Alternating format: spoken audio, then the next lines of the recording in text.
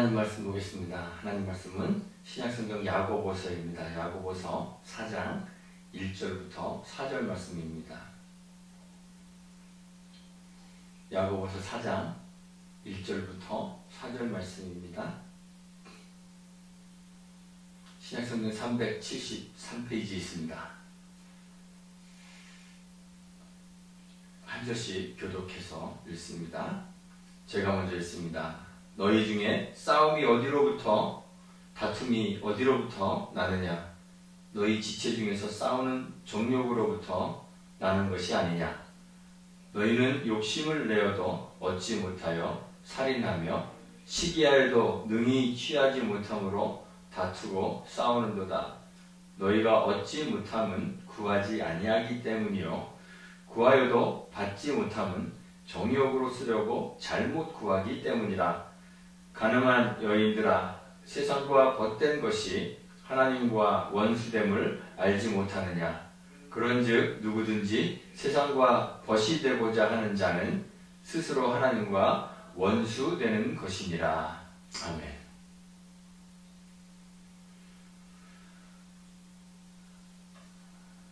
고사 성어 가운데 근주자적 근묵자흑이라는 말이 있습니다.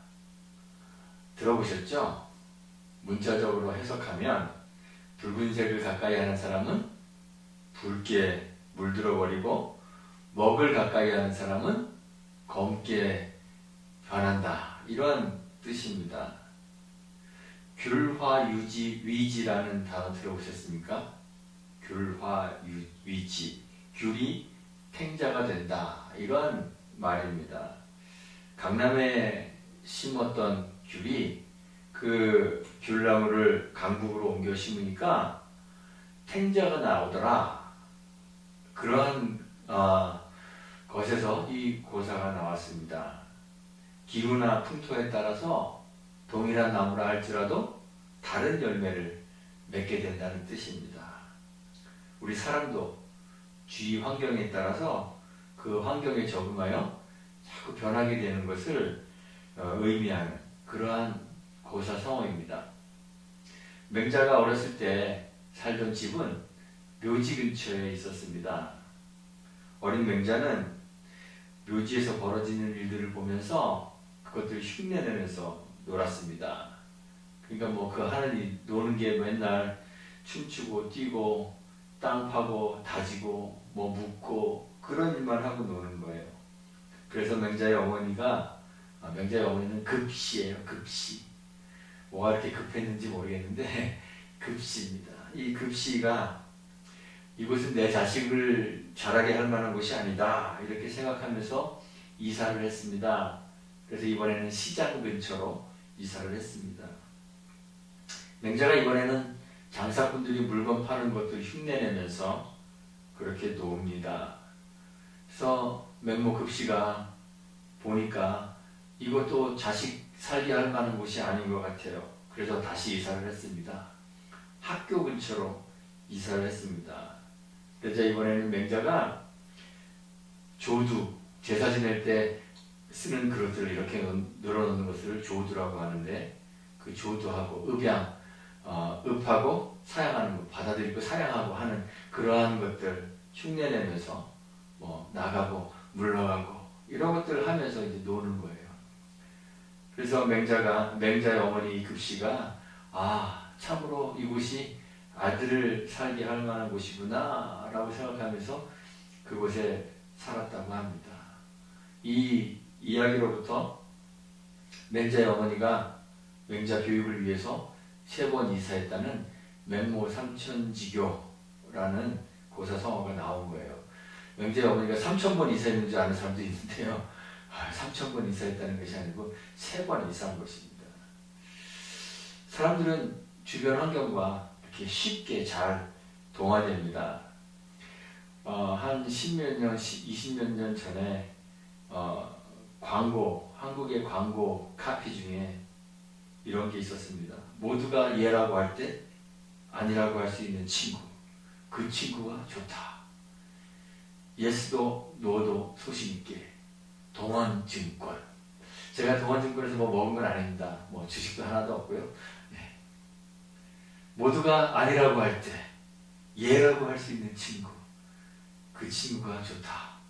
예스도 노도 소신 있게 동원증권 멋있죠? 근데 그 광고 유튜브에 광고 올라왔는데 그 밑에 댓글 보니까 학교 선생님이 출석 부를 때 아니요 라고 대답하는 친구 이렇게 돼 있더라고요. 다 예라고 대답하는데 나는 아니요 해야 되니까. 참 이 카피는 의미도 있고 멋도 있고 또 납득도 가는 그러한 멋있는 광고 카피입니다. 그런데 현실에서 남들이 다 예라고 할 때 아니라고 대답하는 친구, 그런데 남들은 다 아니라고 할 때는 예라고 대답하는 친구, 그런 친구 사귀시겠습니까? 왕따 당합니다. 관종 소리 듣기 십상입니다. 관종이 뭔지 아시죠? 모르시나요? 관심종자입니다. 관심 끌려고 막 이렇게 하는 사람들을 관종이라고 해요. 사람들은 오히려 유행에 민감합니다. 그래서 오늘날 사람들 보면 다 똑같은 옷 입고 똑같은 헤어스타일에 똑같은 방식으로 화장을 하고 똑같은 가방 들고 그리고 돌아다닙니다. 특히 한국 사람들이 심합니다. 한국 사람들 겨울에 제가 지난번에 가봤더니요, 다 검은색 롱패딩을 입고 다니는데 누가 누군지 하나도 못 알아보겠더라고요. 다 똑같아요. 우리 대부분이 이렇습니다. 주변 사람들과 잘 동화되어 그들과 같아지려고 하는 경향이 우리들에게 다 있어요. 그런데 참 어떻게 보면 안타까운 성향인데 우리의 성향 가운데는 선한 것보다는 악한 것에 쉽게 더 물들어가는 그러한 안 좋은 성향이 있습니다. 선한 영향력이 강해서 선한 사람 주변에 있는 모든 악한 사람들이 다 선하게 변해간다면 얼마나 좋겠습니까? 더할 나위 없이 좋겠죠. 그런데 세상을 보면 오히려 선한 사람들이 점점점 악으로 물들어갈 수 있는 확률이 훨씬 더 높습니다. 썩은 사과와 싱싱한 사과를 반반 이렇게 한 그릇 안에 섞어 놓으면 썩은 사과가 싱싱해지는 경우가 있을까요? 절대로 없습니다. 싱싱했던 사과가 훨씬 더 빨리 상하게 됩니다. 저는 물리학 전혀 몰라요. 저는 문과 출신이기 때문에 물리학 전혀 모르는데 물리학에 연력학 제2법칙이 있답니다. 항상 전체 계의 엔트로피가 증가하는 방향으로 변화가 일어난다는 그러한 법칙입니다. 엔트로피는 쉽게 말하면 사용할 수 없는 에너지, 그러니까 일로 변환할 수 없는 그러한 불필요한 에너지를 엔트로피라고 하는 것 같아요. 그 총 에너지 가운데 일하고 사용할 수 있는 에너지보다 점점점 가만 놔두면 점점점 일할 수 없는 엔트로피만 증가한다는 그러한 법칙입니다. 우리 자동차를 그냥 새로 사서 차고에다 참 예쁘게 파킹해 놓으면 요거 타면 다를까봐 그대로 내놓으면 그 차가 어떻게 될까요? 좋아질까요? 나빠질까요? 점점점 나빠지죠. 엔트로피가 증가하는 거예요. 그런데 이것이 이념과 사상 분야에서도 그렇습니다. 한 사회학자가 그랬습니다. 자연적인 상태에서 이념은 본래의 상태 이상으로 좋아질 수 없다 그랬습니다. 우리가 가지고 있는 어떠한 사상이나 이념도 시간이 흐르면 부패해져 가는 것이지 그것보다 더 좋아질 수는 없어요. 어느 것도 저절로 깨끗해지는 법이 없는 거예요. 그래서 깨끗해지기 위해서는 본래 상태 이상으로 더 좋아지기 위해서는 엄청난 에너지를 필요로 하는 거예요. 하나님이 우리를 빛으로 부르셨습니다. 그러고는 하나님께서 우리를 세상 가운데 살아가도록 세상 한가운데 우리를 던져놓으셨어요. 우리가 이 어둠인 세상 한가운데 비친 우리가 이렇게 뚝 떨어져 있는 거예요. 이 세상 가운데 우리가 그대로 있으면 어떤 변화가 일어날까요? 세상이 막 빛으로 나오고 세상이 막 변화될까요? 아니면 우리가 점점점 빛을 잃고 어두워져 갈까요? 제가 생각해 보면 우리가 점점 세상과 동화되어져 갈 것 같아요. 그것이 정상입니다. 우리 자신을 등경 위에서 자꾸 점점 내려서 쭉 높이 있어야 빛이 확 발하는데 점점 우리 빛을 내려서 저기 말 아래로, 책상 아래로 숨겨놓는 일들이 일어날 거예요. 이런 위험이 있습니다. 그런데 왜 하나님은 이런 위험이 있는데 우리를 어둠 가운데 살도록 어둠 속에다가 탁 던져놓으신 것일까요? 우리를 그냥 천국으로 데리고 가시면 거기서 반짝반짝 빛나고 좋을 텐데 왜 우리를 어둠 가운데 던져놓으셨을까요? 그 이유는 너무너무 간단해요. 우리가 뭐기 때문에? 빛이기 때문입니다. 빛은 본래 어디에 있어야 돼요? 빛은 본래 어둠 가운데 있어야 되는 거예요. 어둠에 있어야 빛을 발할 수 있기 때문에 그래요. 어둠을 밝히는 것이 빛의 존재 이유이고 빛의 역할이기 때문에 그래요. 우리가 환한 대낮에 플래시 켜고 다니는 사람 없잖아요. 그렇죠? 그 플래시빛, 그 빛은 언제 필요해요? 어두울 때 필요하기 때문에 그런 거잖아요. 하나님의 부르심을 받은 사람들은 그래서 다 어둠 속으로 보내졌습니다. 그 시대에 가장 어두운 곳으로 보냄을 받았습니다. 모세는 하나님의 부르심을 받고 어디로 향했습니까? 애굽으로 향했습니다. 바로가 있는 곳으로 갔습니다. 억압과 착취와 압제가 있는 그 어두운 곳으로 들어갔습니다. 그 속에서 하나님의 백성들이 눈물과 통곡으로 아우성치고 있는 그곳으로 갔습니다. 하나님의 선지자들이 다 그래요. 선지자 가운데 죄가 없는 평화로운 곳으로 가서 천국을 누리며 살았던 선지자는 단 한 명도 없습니다. 다 죄가 관영한 세상 속으로 들어갑니다. 그곳에서 빛을 발하는 거예요. 세상이 얼마나 타락했는지, 얼마나 악했는지 여러분들 다 아시잖아요.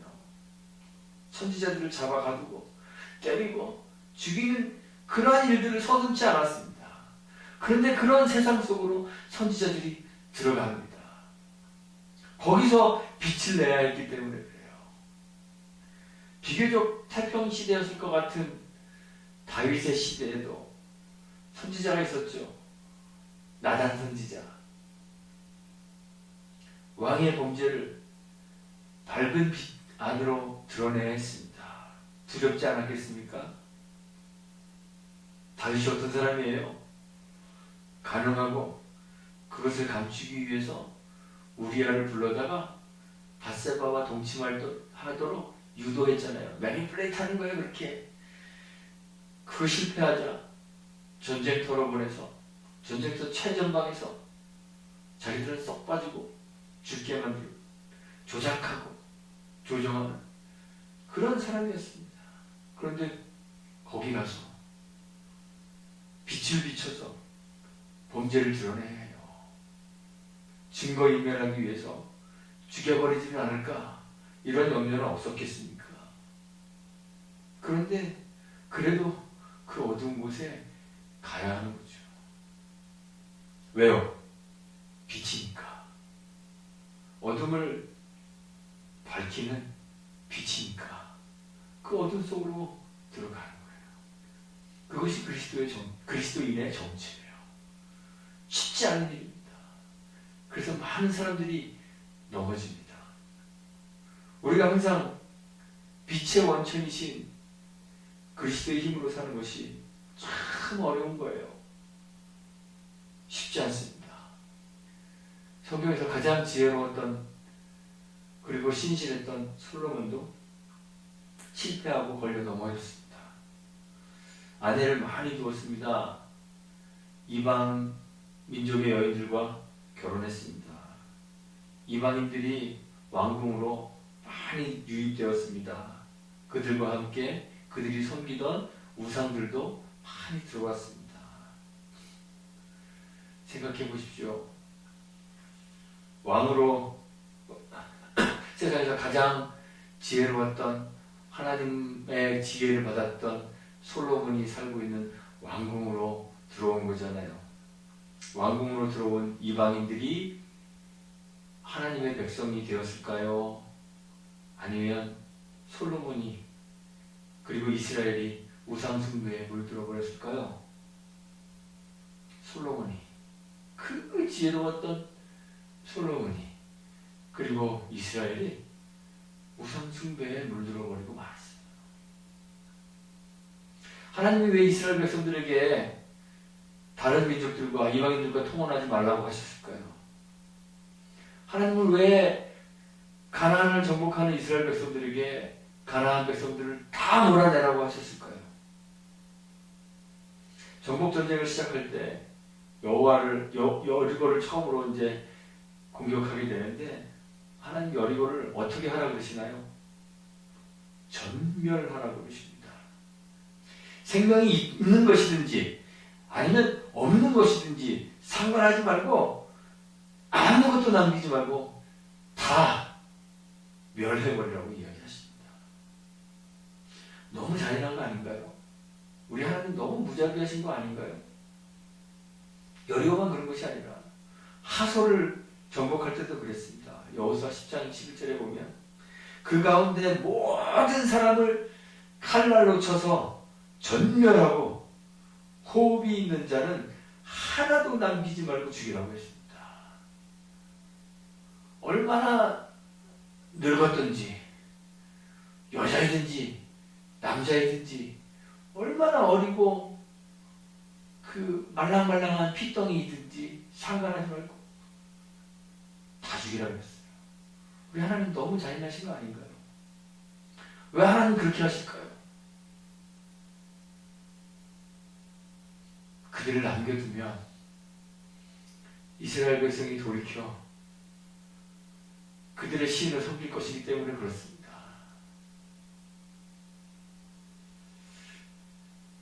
그렇다고 해서 하나님께서 모든 가나안 백성들을 다 죽이라고 그런 건 아니에요. 샘플로 여리고와 하솔 같은 그런 도성만 그렇게 하신 거예요.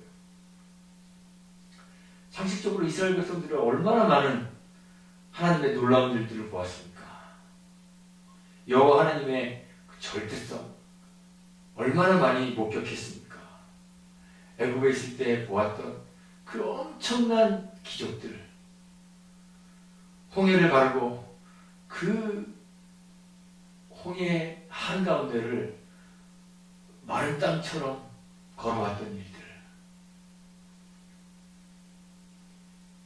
광야에서 보았던 수많은 기적들, 모든 일들이 단순히 그냥 와 대단하다 놀랍다 그런 일이 아니에요. 이방인들이 가지고 있는 이방인의 신들을 깨뜨리는, 그것들을 정복하는 절대적이고 유일하신 그 하나님을 증거하는 그러한 기적들이 있어요. 그 어떤 신도 하나님을 대적할 수가 없었습니다. 여호와 하나님만이 절대적 위엄을 가지고 계시는 것을 애굽에서 광야를 통해서 본 것이죠. 가나안의 신들이 아무리 많아도 그 어떤 신도 다 여호와 하나님 앞에 대적할 수가 없어요. 정복됩니다. 가짜 신들인 것이 다 드러납니다. 그런데 우리 한번 생각해 보십시오. 그런 얻어 터지고 패배하는 가나안의 신들을 섬기고 싶으시겠습니까? 그런 의문이 드는데, 그런데도 불구하고 이스라엘 백성들은 그 하나님의 유일하심을 자기들이 경험하고 체험했음에도 불구하고 너무도 쉽게 가나안 신들을 섬기는 우상 숭배에 물들어갑니다. 우리가 갖고 있는 성향이 그래요. 하나님은 안 섬기고 싶고 다른 것들은 섬기고 싶은 마음이 세상 모든 사람들 마음속에 있는 거예요. 사람들은 참 하나님 섬기는 것보다 거짓되고 허탄한 우상숭배에 훨씬 더 쉽게 빠져들어갑니다. 오늘날도 그렇잖아요. 오늘날 사람들 보면 하나님 안 믿으려고 합니다. 하나님 안 보이니까, 하나님 계신다는 어떤 물리적인 증거가 있어, 이렇게 우리들에게 물어보면서 어떻게든 안 믿으려고 합니다. 그런데 아이러니하게도 외계인 믿는 사람들은 꽤 많이 있습니다. UFO, Unidentified Flying Object, 이런 뜻인데, 그냥 정체가 뭔지 잘 확인 안 된 그러한 날아다니는 물체, 새일 수도 있고 비닐봉지일 수도 있고 그런 거예요. 원래는 그런 뜻이에요. 그런데 사람들은 UFO 그러면 대부분 외계에서 온 비행물체라고 그렇게 생각합니다. 다른 다른 그런 행성에 생명체가 있다고 철석같이 믿는 사람들이 굉장히 많습니다. 뉴스나 신문 같은 데도 보면 그런 내용들이 많이 나옵니다. 지구처럼 생긴 지구 같은 행성을 몇 개를 발견했다. 몇백 개가 있는데 거기에는 물과 생명체가 존재할 가능성이 있다. 이런 것들이 매체를 통해서 많이 나옵니다.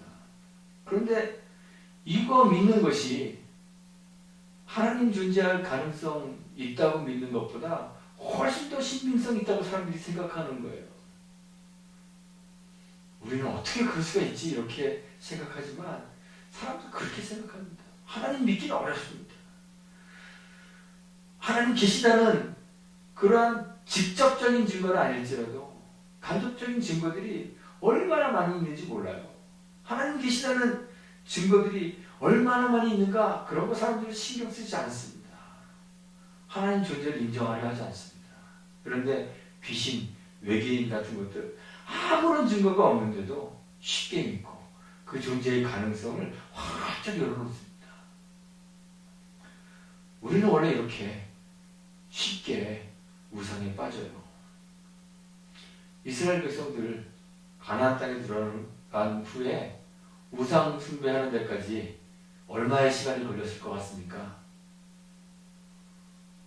한 100년, 200년 지난 다음에 우상을 숭배하지 않았을까요? 이렇게 생각할 수 있겠지만 가나안 땅에 들어간 후에 우상 숭배까지 그리 오랜 시간이 걸리지 않았습니다.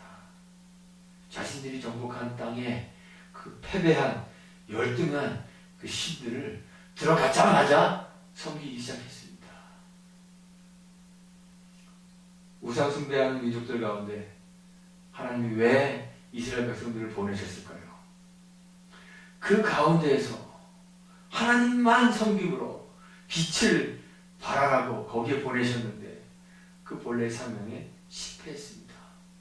주변 민족들이 가지고 있었던 당시 사회의 팽배한 사회적, 신화적 세계관에 그냥 쉽게 물들어버리고 동화되기 시작했습니다. 하나님은 분명 나 외에 다른 신을 내게 있게 말지니라 말씀하셨는데 이 하나님 유일의 신은 폐기해버리고 세상에는 수많은 신들이 존재하고 각각의 신들이 우리의 삶의 각각의 부분들을 다스리고 통치하고 있다는, 거기에 대해서 결정적인 영향력을 미치고 있다는 그런 세상의 생각들, 세상의 신화를 그대로 받아들였어요. 가나안의 주신이었던 바알 숭배했습니다. 천둥의 신, 번개창을 가지고 다니고 황소를 타고 다니는 하늘의 신 바알을 따랐습니다. 농경사회에서는 비가 하늘에서 내리는 것이기 때문에 하늘에 의존적일 수밖에 없었습니다. 그래서 바알 섬겼어요. 다산과 풍요로운 곡식의 산출을 위해서 풍요의 여신 아세라 섬겼어요. 하나님께서 이스라엘 백성들에게 뭐라고 말씀하셨는 거예요? 신명기에서. 사람이 내가 너희들 광야로 돌아다니면서 광야에서 내가 너희들에게 왜 만나를 먹였는지 압니다. 사람이 떡으로만 사는 것이 아니라 여호와의 입으로 나오는 모든 말씀으로 사는 것을 알게 하기 위해서 만나를 먹이신 거예요. 이스라엘 백성들이 배워야 될 게 뭐예요? 땅에서 나는 소출, 곡식, 내가 농사 짓고 농사 잘 되고 그걸로 나 먹고 사는 게 아니라 여호와 하나님 때문에 사는 것이다. 이거 알게 하기 위해서 하나님이 그렇게 기적을 일으키신 거예요. 그러니까 가나안 땅에 들어가서 농사가 얼마나 잘 되고 뭐 하늘에서 비가 얼마나 잘 내려서 곡식이 얼마나 잘 자라고 그런 것 신경 쓰지 말고 그걸로 사는 것 아니니까 하나님 때문에 사는 것 좀 알고 하나님만 섬겨야 된다. 그렇게 삶으로써 주변에 있는 어두운 세상에 너희의 빛을 발할 수 있다. 하나님은 그렇게 보내신 거잖아요. 그런데 먹고 사는 것 때문에 바알 섬기는 거예요. 떡 먹지 않고는 살 수 없다는 세상의 주장을, 세상의 믿음을 받아들인 거예요. 성경은 예수님의 복음을 듣고 주님의 부르심을 받은 사람들에게, 세상에 빛된 사람들에게 너희는 이 세대를 본받지 말라고 당부합니다. 로마서 12장 가면 그러잖아요. 너희는 이 세대를 본받지 마라. 왜 그럴까요? 왜 이렇게 당부를 할까요? 빛인 우리가 이 세대 안에 이 세상 사람들과 함께 어울려 살아가다 보면 얼마나 쉽게 하나님으로부터는 멀어지고 얼마나 쉽게 세상과는 가까워지는지 잘 알고 있기 때문에 그러는 거예요. 주님이 이 세상에 계실 때 제자들을 떠난 날을 며칠 앞에 두고 제자들에게 말씀하시죠.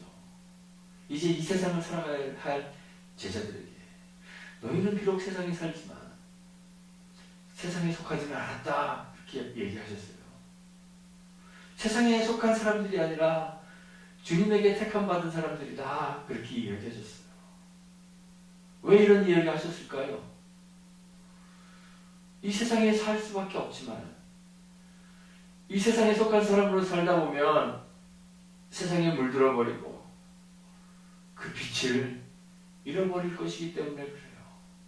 자기 빛을 말 아래 두는, 상 아래 두는 그러한 신앙의 퇴보가 일어날 것이기 때문에 그래요. 그래서 이 세상에 살 수밖에 없지만 이 세상과는 거리를 두고 살아라. 이 세상에 침과되어서 세상과 함께 어울리고 세상 닮아가며 살지 말고 세상과 거리가 두고 살아라. 그러셨어요. 우리가 이 세상에 살면서 가장 경계해야 될 것이 무엇일까요? 세상을 닮는 것입니다. 세상의 친구가 되는 것입니다. 주님이 우리를 빛이라 부르셨습니다. 그러면 우리는 빛인 거예요. 우리는 이제 빛입니다. 그래서 우리가 있어야 될 자리는 어디일까요? 세상입니다. 어두운 세상 가운데 우리가 있어야 합니다. 그래서 우리가 지금 세상 가운데 있는 거예요. 그런데 그냥 거기 있기만 하면 막 빛이 비춰지고 세상이 환하게 되고 세상 사람들이 빛으로 막 나오고 그렇게 될까요? 그러나 아주 순진한 생각을 하실 수도 있겠죠. 그런데 이 이기적이고 탐욕이 가득한 세상에 대하여 그리스도의 겸손과 희생을 보여주는 그 착한 행실로 세상에 빛을 비추는 그 일이 그렇게 쉽고 간단하게 이루어질 수 있으리라고 여러분들 믿으십니까? 주님이 우리를 세상에 살도록 남겨두셨기 때문에 흑암인 이 세상 속에서 우리가 계속 빛을 발해야 하는데 정말 역설적이게도 우리가 세상에 존재하는 그 이유 때문에 자꾸 우리가 세상에 동화되어 버리고 말아요. 그 위험이 도사리고 있습니다. 욕하면서 배운다는 말이 있잖아요. 나는 아닌 것처럼 하는데 남의 잘못이나 잘못된 그 말이나 행동 보면서 나는 저러지 말아야지. 나는 아닌 것처럼 나는 안 그래. 그랬는데 어느새 그것과 똑같은 말과 행동을 하는 거예요. 제가 어느 날 보니까 저희 아버지하고 저하고 똑같더라고요.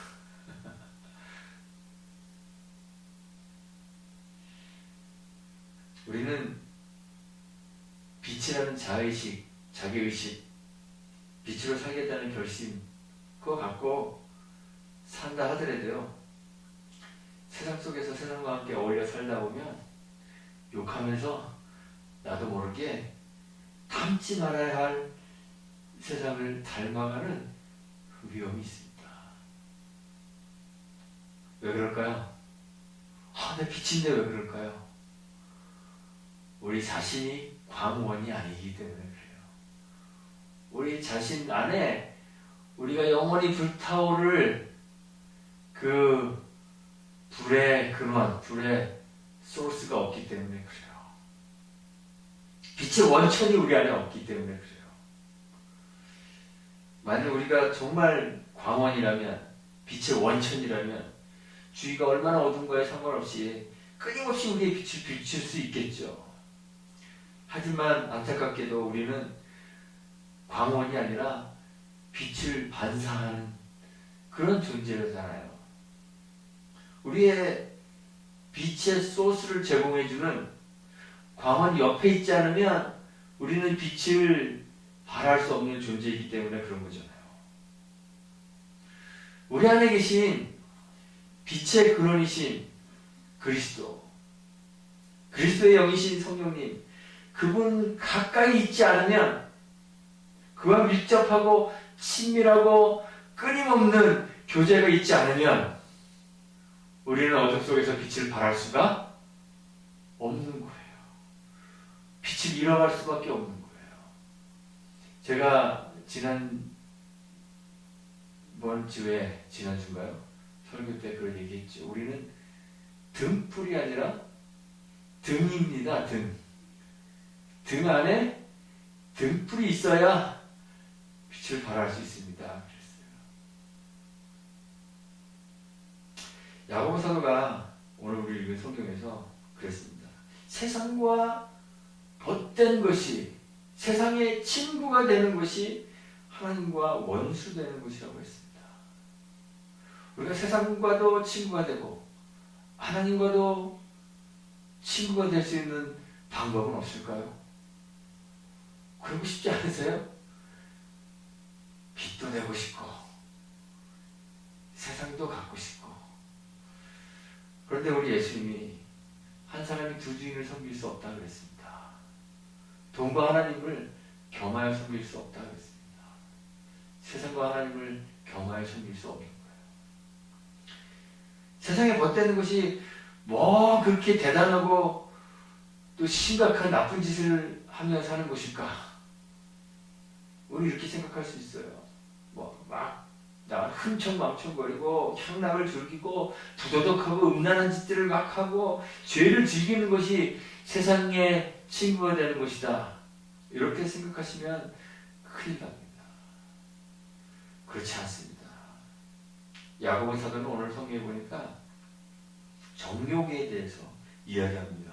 정욕 그러면 좀 뭔가 이렇게 음란하고 안 좋은 단어로 여러분들이 생각하는데 그냥 우리가 갖고 있는 욕심이에요. 욕망이에요. 세상 사람들이 다 가지고 있는 욕망. 우리 육체가 가지고 있는 아주 자연스러운 육체의 욕구. 그것에 대해서 이야기하는 거예요.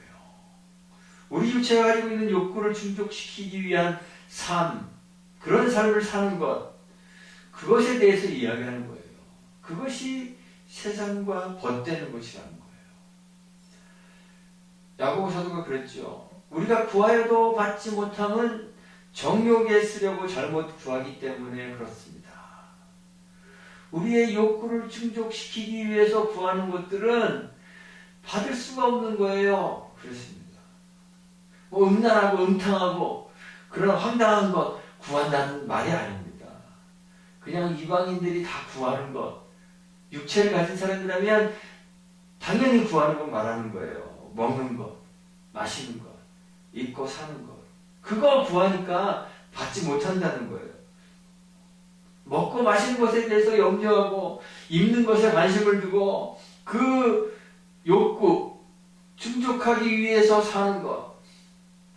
맨날 그러잖아요. 먹기 위해 사냐, 살기 위해 먹냐.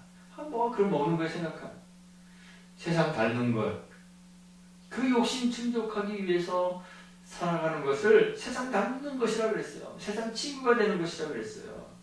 주님이 기도를 가르쳐 주실 때 제자들에게 우리가 구해야 될 것은 뭐라 그랬나요? 먹고 마시고 입고 그런 것 아니라 그랬습니다. 하나님 나라와 그 의를 구하라 그랬습니다. 주님이 그렇게 말씀하신 이유가 여기에 있는 거예요. 세상에서의 삶에 염려하면서 거기에 마음을 두게 되면 우리는 세상의 친구가 되고 하나님과는 원수가 되는 거잖아요. 그것이 세상을 닮아가는 것입니다. 요즘 한국 사람들 SNS, 소셜미디어 보면 온갖 친구들이 있습니다. 다 친구 등록합니다. follower, 친구, friends 이런 것도 있습니다. 그런데 요즘 젊은이들 보니까요, 어떨 때는 가차 없이 친구 삭제합니다. 신조어도 생겼다 그래요. unfriend, defriend 이러한 신조어 생겼습니다. 친구 삭제해버리는 거예요. 우리의 한국 사람들, 특히 한국 어른들은 잘 못하죠. 내가 이거 친구 삭제하면 너 상처받지 않을까. 우리도 세상에 대하여 가차없이 친구 삭제해버려야 합니다. defriend 해버리셔야 됩니다. 세상에 빛되는 우리들이 우리의 빛을 세상에 계속 비추기 위해서는 세상을 버타요. 세상을 닮아가지 않도록 깨어서 경계해야만 하는 것입니다. 자연적인 상태에서 우리는 세상이 우리를 닮도록 만들 능력이 없습니다. 우리가 세상을 닮아갈 수밖에 없습니다. 우리는 세상 속에 살고 있지만 세상에 속한 사람들이 아니기 때문에 우리의 빛을 세상에 더욱더 비추기 위해서는 세상이 아닌 빛의 원천이신 우리 주 예수 그리스도에게 더 가까이 가야만 합니다. 그분을 우리의 친구로 삼아야 합니다. 그분의 말씀을 우리의 양식으로 삼고 살아야 합니다. 그분의 의로 옷 입고 살아야 합니다. 세상과 버타려 하지 않고 주님과 친구가 되어 주님 곁에 더 가까이 나가는 것이 세상 속에서 우리의 빛을 잃지 않는 유일한 길인 것이죠. 세상에 마음을 두고 염려하지 않아도, 다시 말해서 우리가 먹고 마시고 입고 살아가는 데 필요한 모든 것들 염려하지 않아도 우리가 주님 곁에 살아가면, 주님 우리의 양식으로 알고 살아가면, 주님의 의로 옷 입고 살아가면 하늘에 계신 아버지께서 이 모든 것 우리에게 더해 주신다고 약속하셨습니다. 욕하면서 담지 말고, 세상을 욕하면서 세상을 배우고 담지 않도록, 세상과는 디프렌드하고 세상과 친구 삭제하고 주님께 더 가까이 나아가는 저와 여러분들이 되시기를 주님의 이름으로 축원하고 부탁드리겠습니다. 기도하겠습니다. 하나님 감사합니다. 우리를 빛으로 부르셔서 사망과 흑암의 세상에서 생명의 빛으로 살아가게 하시니 감사합니다. 우리는 참 연약합니다. 세상으로 기울어져 늘 세상에 동화되고 닮아가기가 너무 쉽습니다. 우리의 본성, 우리의 육신대로 살면 금방 빛을 잃고 말 아래 놓여진 등불처럼 어두워질 수밖에 없을 텐데 주님, 세상과 같아 살아가지 않도록 우리를 늘 깨우쳐 주옵소서. 세상 속에서 그리스도에게 선택된 사람으로 빛의 근원 되시는 주님께로 더 가까이 가는 삶 살 수 있도록 도와주옵소서. 빛을 잃지 않고 세상의 주의 빛을 바라는 사람들이 되도록 주님 복 주옵소서. 예수님의 이름으로 기도합니다. 아멘.